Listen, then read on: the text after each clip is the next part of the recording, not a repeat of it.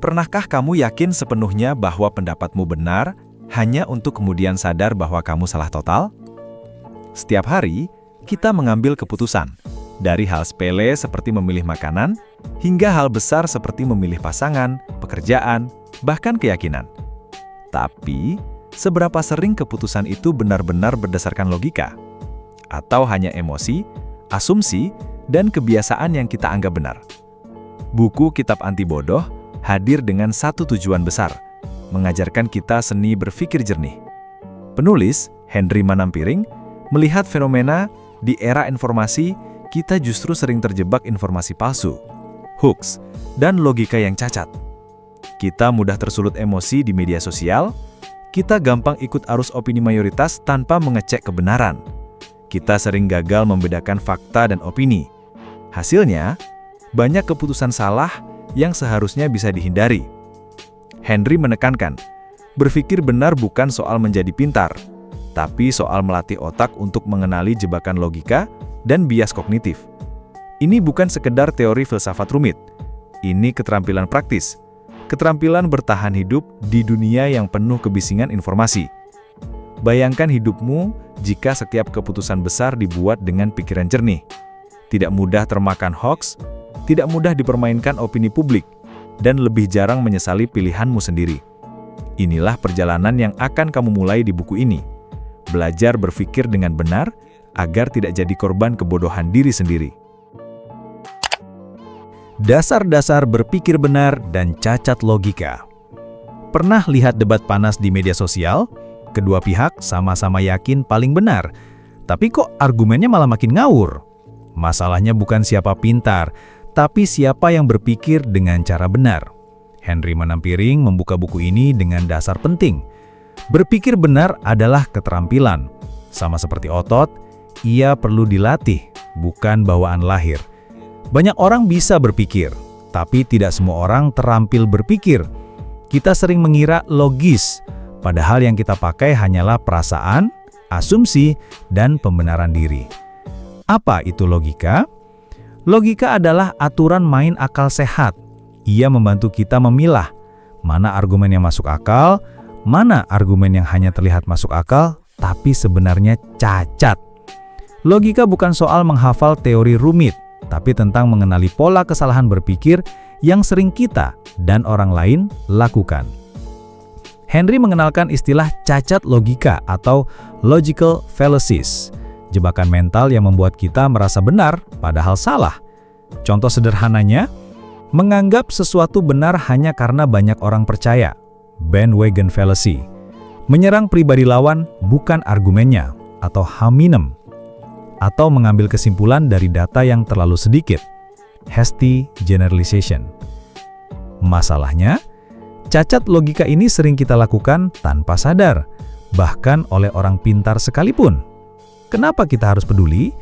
Karena cacat logika tidak hanya bikin kita salah berdebat, tapi juga bisa bikin kita salah pilih keputusan hidup, salah menilai orang lain, bahkan termakan propaganda dan hoaks.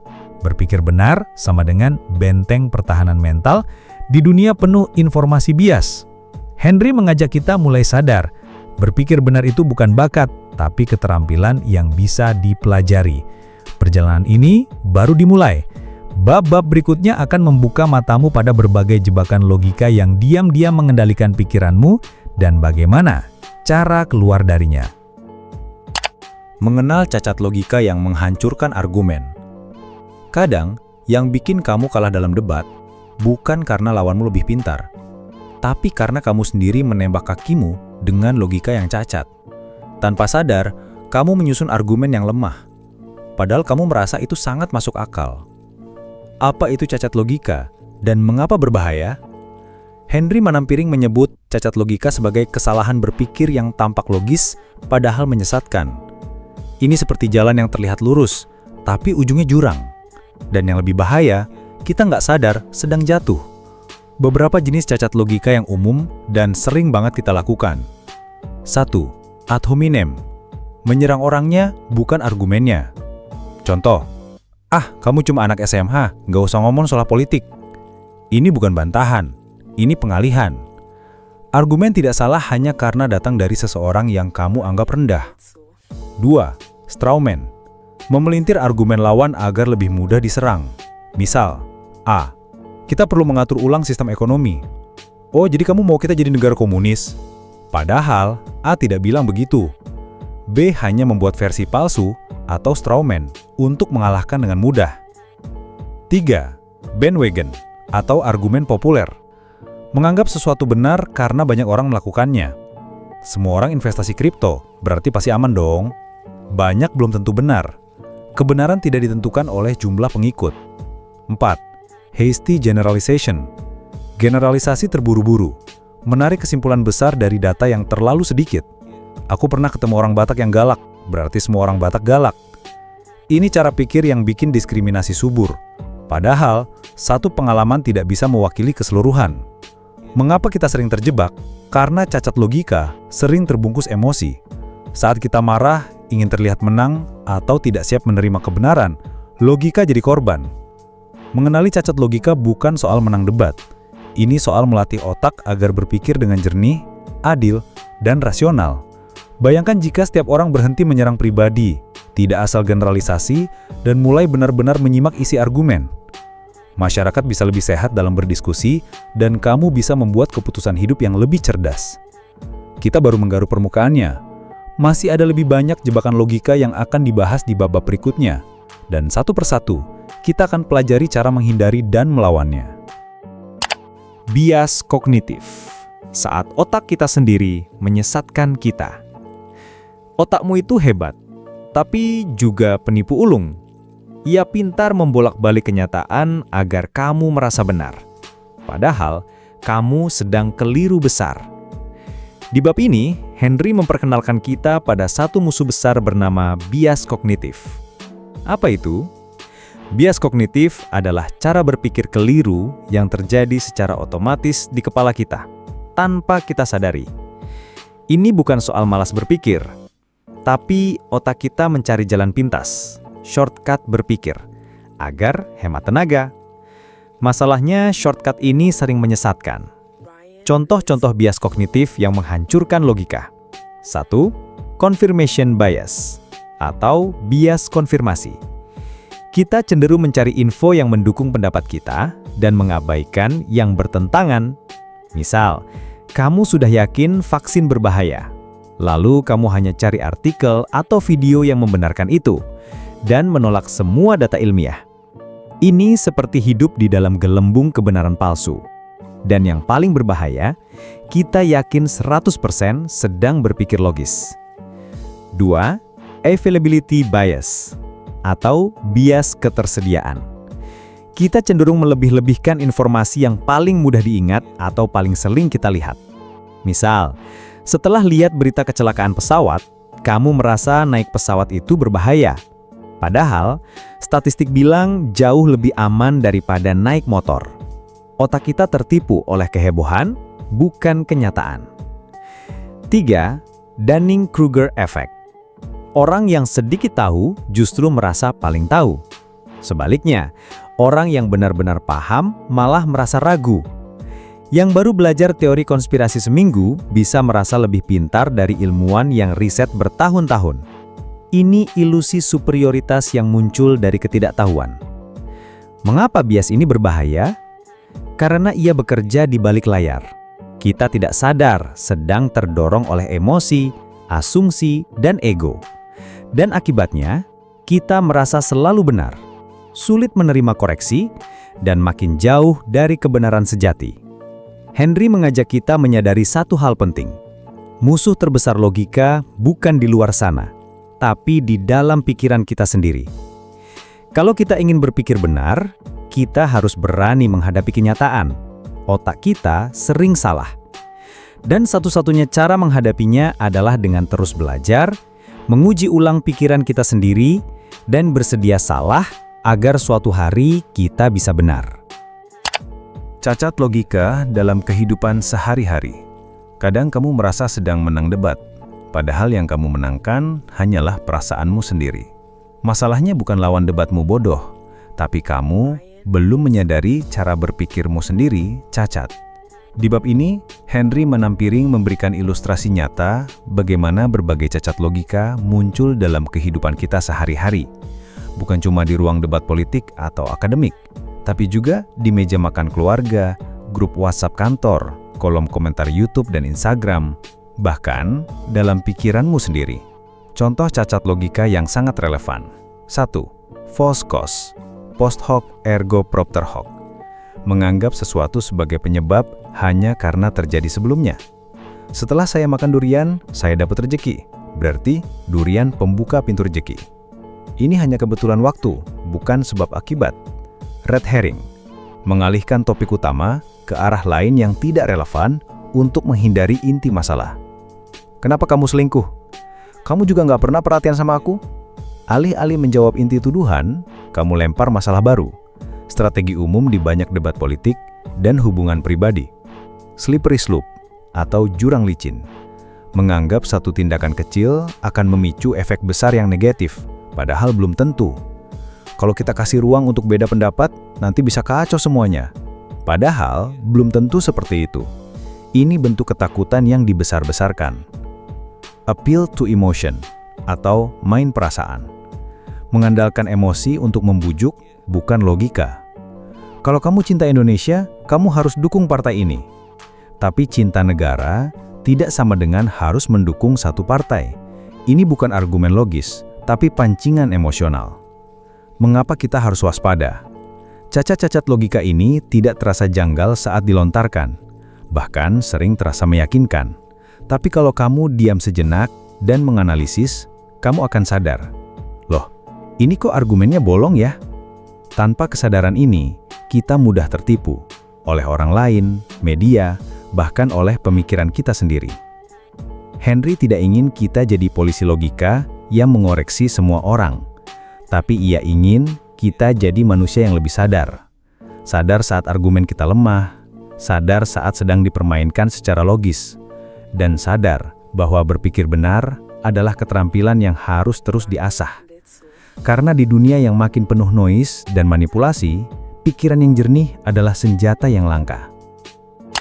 Saat logika dikalahkan fanatisme dan opini publik, pernah merasa takut menyampaikan pendapat karena takut dikucilkan? Atau pernah membela mati-matian sebuah ide, bukan karena sudah kamu pikirkan dengan logis, tapi karena semua orang di sekitarmu melakukannya? Kalau iya, mungkin logikamu sudah dibajak. Henry memaparkan bahwa fanatisme dan ideologi bisa membuat orang pintar sekalipun kehilangan kemampuan berpikir kritis. Kenapa? Karena begitu kita melekat pada suatu kelompok atau keyakinan, kita mulai menolak fakta yang bertentangan, menyaring informasi hanya dari sumber yang mendukung, menganggap musuh selalu salah tanpa memeriksa argumennya. Groupthink, tekanan tak kasat mata. Ini fenomena ketika anggota kelompok berpikir sama demi menjaga harmoni, meskipun jelas-jelas ada kesalahan. Di rapat kantor, semua setuju ide bos, meski ada kelemahan fatal.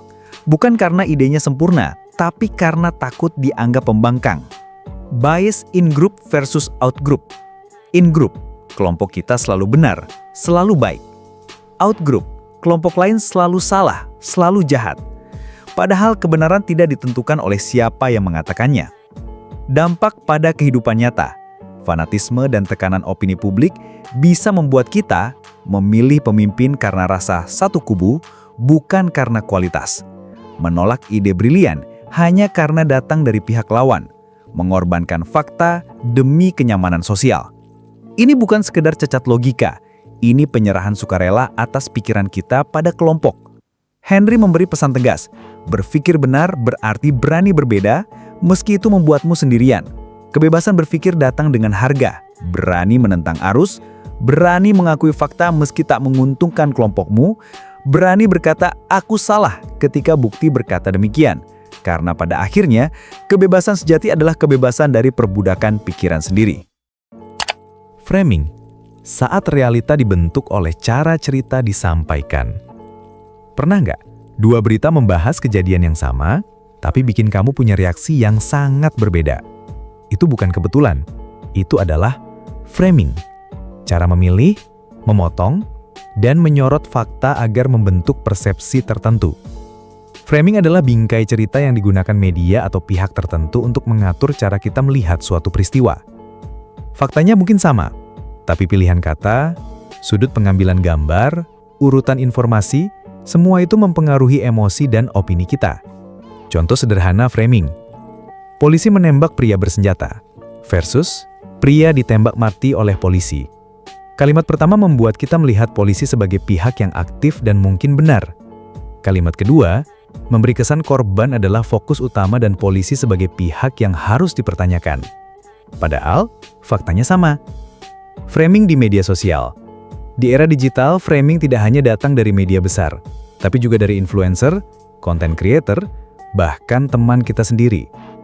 Potongan video 10 detik bisa membuat seseorang terlihat pahlawan atau penjahat. Semua tergantung bagian mana yang dipilih untuk ditampilkan. Mengapa framing berbahaya?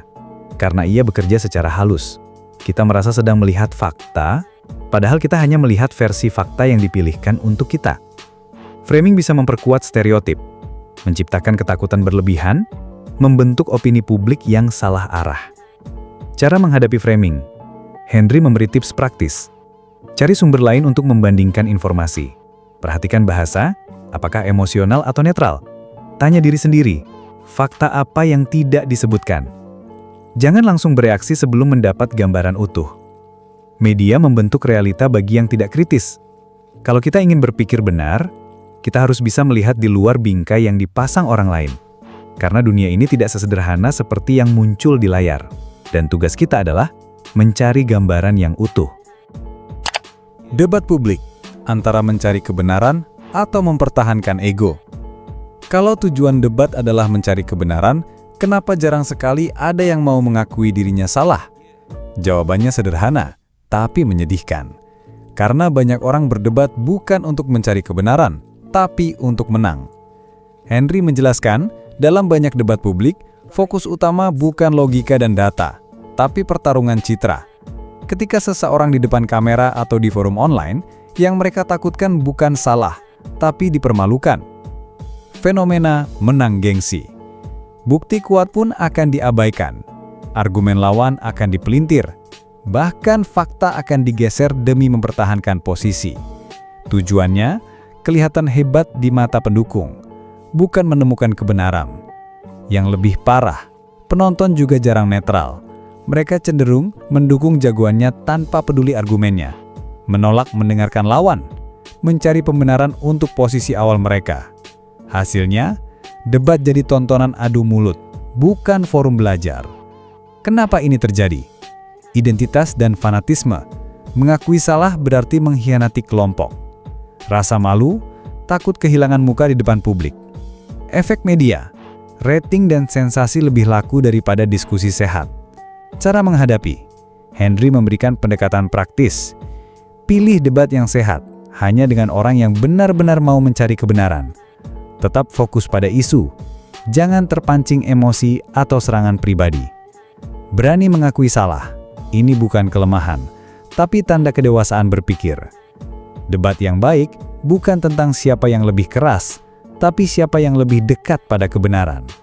Kalau kita mau keluar dari budaya debat yang hanya memanaskan kepala, kita harus mengubah tujuan dari ingin menang menjadi ingin mengerti. Melatih pikiran agar terampil berpikir benar. Logika itu seperti otot. Kalau tidak dilatih, ia akan melemah. Pertanyaannya, apakah kamu mau pikiranmu menjadi tajam seperti pedang atau tumpul seperti pisau berkarat?